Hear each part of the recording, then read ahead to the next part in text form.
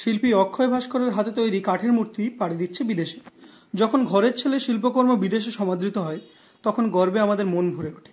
তেমনই আমাদের গর্বের ছেলে পূর্ব বর্ধমানের অক্ষয় ভাস্কর।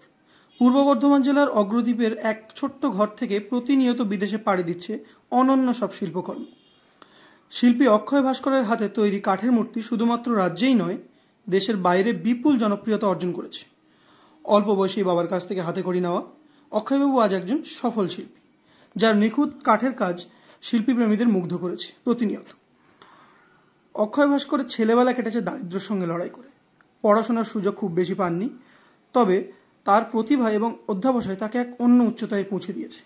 বর্ধমানের নতুন গ্রামে জন্মগ্রহণ করলেও বর্তমানে তিনি অগ্রদ্বীপ স্টেশন সংলগ্ন এক এলাকায় স্থায়ীভাবে বসবাস করেন। সেখানেই ছোট্ট একটি ঘরে বসে তিনি কাঠের মূর্তি তৈরির কাজ চালিয়ে যান।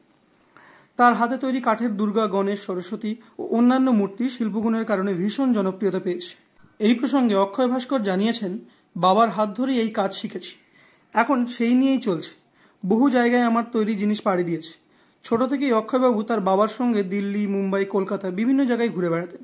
এছাড়া কলকাতায় দুর্গাপুজোর সঙ্গে তিনি যুক্ত ছিলেন প্রায় 18 বছর। কলকাতায় বড় বড় শিল্পীদের সঙ্গে বহু কাজ করেছেন।